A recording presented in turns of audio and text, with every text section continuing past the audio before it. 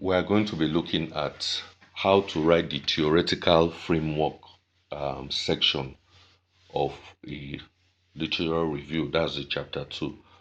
Um, Now, before you start any research work, undergraduate and postgraduate, one of the first thing you have to consider is your theoretical framework. Now, it is the lens that you are looking at your work so that you're adding new knowledge. Research is about adding new knowledge, and you're not replicating what somebody has done. You're just adding to what somebody has done previously in the last 1 year, 2 year, 3 years, preferably. And you're just looking at the limitations of those studies and bringing your own. So when we look at gaps, you look at theoretical gaps. If a pretty used media convergence, then you can now say, I want to use uses and gratification theory. It's just an example. So you look at the theoretical gap. You can also use media convergence theory, but you can now shift it towards a different tenet.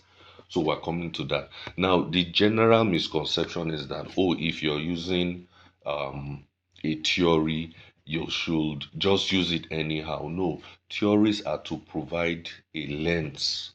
It's just like a microscope to look at an ant. It magnifies it. It tells you, it gives everybody a direction. What are you looking at? So a theory provides a lens whereby people can view your work to see this difference from another person. Yet it also provides a micro lens. So there's a lens, the big lens, then there's also a micro lens, and that's what we are going to get into. Now, when we say theory, let's for instance you pick uses and gratification theory. Now, it has its tenets, principles, hypotheses, whatever you want to call them. So we have cognitive uses and gratification. Then we have affective uses and gratification. We have social integrative uses and gratification. We have tension release gratifications. Then we have personal integrative uses and gratifications. Now, these are the core tenets. You might check another book or the core original books. Maybe they didn't present it like this, but over time, people have built on these tenets and they can be categorized like this. Now, when you're doing a study, you say you're using uses and gratification. It is good to now tell us all these tenets, but which one are you using for your study? You might use two, you might use three, but to make the work special, unique, we are advocating that you use maybe one or so that the more narrow the work, the more focus you are looking at so that it differentiates from another person's work. For instance, now, if you say you're looking at cognitive uses and gratification, you're studying online radio and cognitive development among students. These are the research of questions that can come out. To what extent do students use online radio to acquire information and knowledge? How does listening to online radio contribute to students' learning and cognitive development? What types of educational and informational content do students seek through online radio platforms? How does the frequency of online radio use influence students' knowledge acquisition and intellectual growth? So you can see how narrow your objectives are, how measurable their objectives. You are now, if you're talking of uses and gratification, but your focus is just cognitive uses and gratification. If you come to affective, online radio and entertainment gratifications among students, to what extent do students use online radio for entertainment and emotional enjoyment? What types of entertainment content on online radio are most preferred by students? How does listening to online radio influence students' mood, relaxation, and emotional well being? You can see this set of research questions are different from this research. Instead of saying I'm uses and gratification theory, there is no focus, there is no micro lens, there is no macro lens. You're just general, so to say. when you are using a theoretical framework, you have to narrow it down. Which of the tenets are you using? Is it possible to use cognitive and affective? Yes, depending on your research. If you're saying online radio and cognitive and entertainment gratification, then you combine the two. It's possible. Is it possible to combine three? Social integrative? Yes, it's possible. But the truth is that the more narrow your work, the more better. Let's look at another one, technology acceptance model. Everybody is trying to prove or to use term technology and all. So, but what are the core tenets? It has like five or six. Perceived usefulness. Then you have perceived ease of use. Then you have attitude towards use. Then you have behavior intention to use. These are the actual system use. These are the core tenets. So you list all of them when you're presenting your term, but which one are you using? Which one is your work dedicated to? You can't just tell us I'm using participatory communication theory or media convergence theory or social responsibility theory or authoritarian media theory, but which of those tenets applies to your work? The more narrow the work, the more better and more clearer, so that you don't mix up different concepts inside one work. And at the end of the day, the research gap, the knowledge gap result is not something we can pinpoint. So you can see these are the different concepts. Now let's repeat that example again. If you come to term perceived ease of use, assessing AI and newsroom efficiency, but you're looking at it from the angle of perceived ease of use, the degree in which a person believes that using a technology will improve their performance and productivity. Now, if we are taking this on its own, what is the extent? These are the research questions. What is the extent? To what extent do journalists perceive AI technologies as useful in improving newsroom efficiency? How does the use of AI tools influence the speed and productivity of news gathering, production, and dissemination in the newsroom? What aspects of newsroom operations do journalists believe benefit most from the adoption of AI technologies?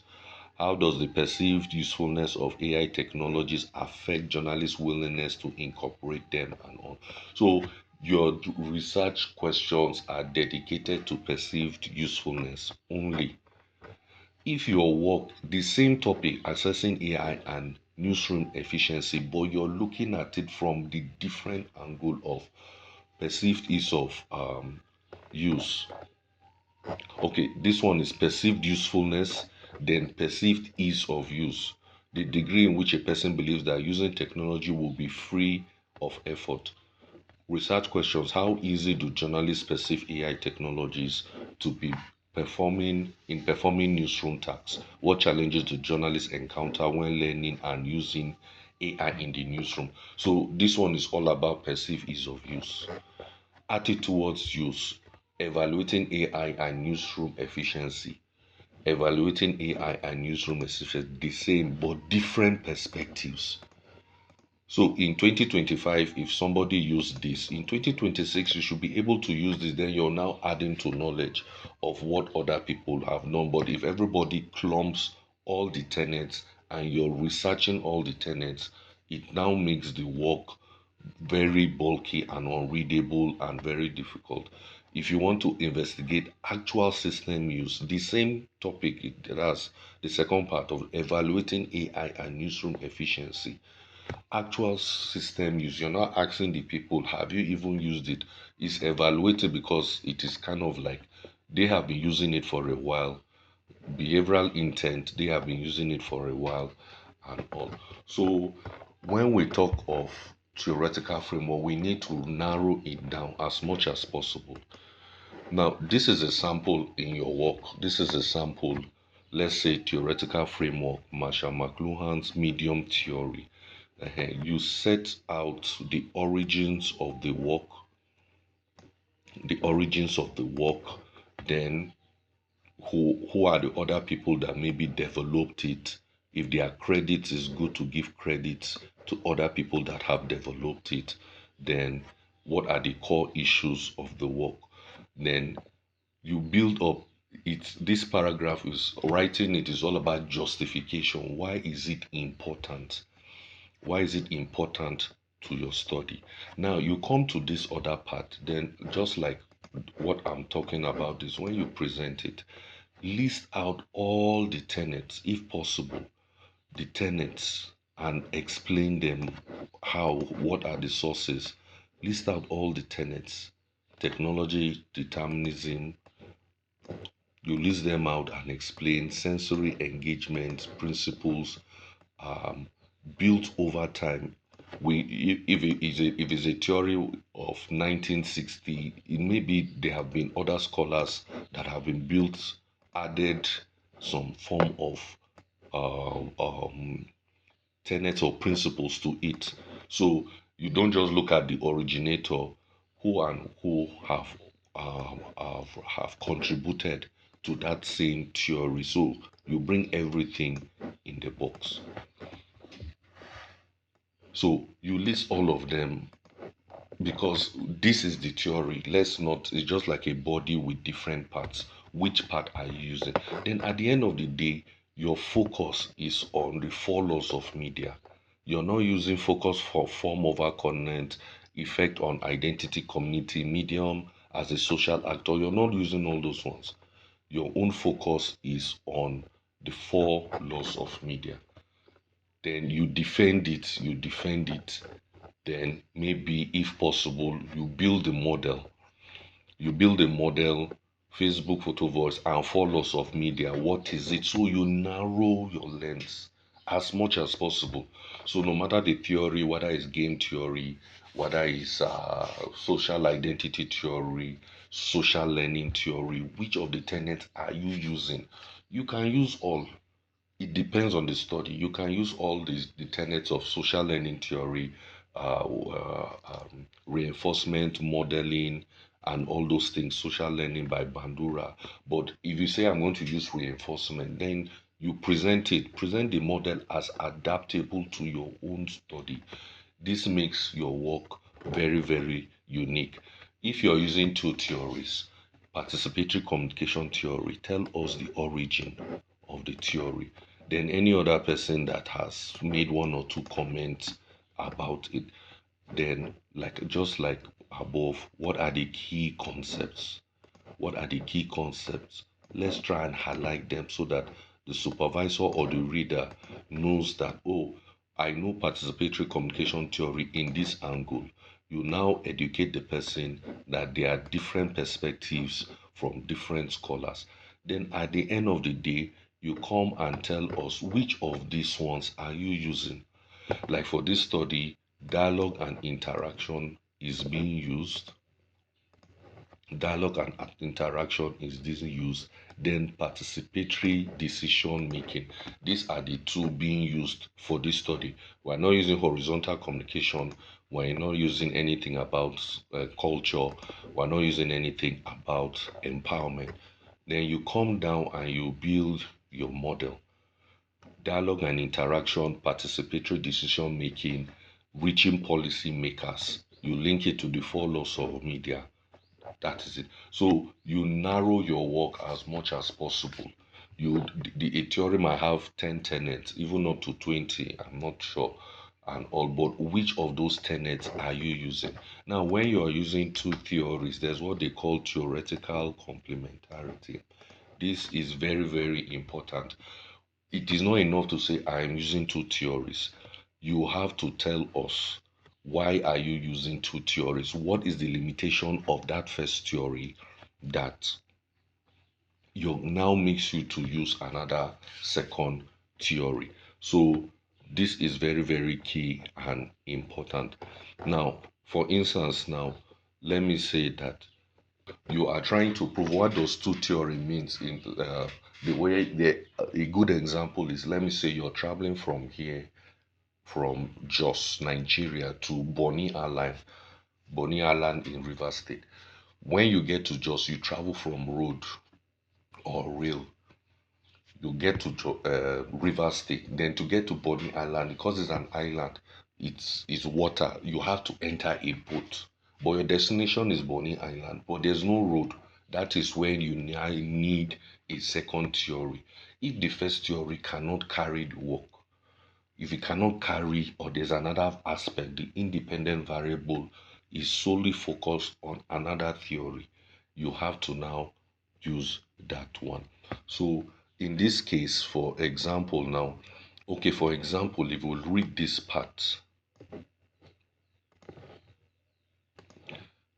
the participatory communication theory complements the medium theory by providing the conceptual basis to narrow the broad lens to measurable constructs, dialogue and interaction, participatory decision making, and reaching policymakers. These concepts are alien to the medium theory and are needed to make the study robust and all. That is what you're supposed to write. So this theory are alien to the medium theory. So the medium theory is the core theory. This is the supplementary theory. So you're trying to say that there are some concepts that are needed to supplement the medium theory and all. So if you're using two theories, theoretical complementarity is very, very important. So of course, this is how you write um, depending on the sections. The models is encouraged, but if you can't write a model, fine. But please, just like this, you list out all of them, then narrow it down. What and which are you using?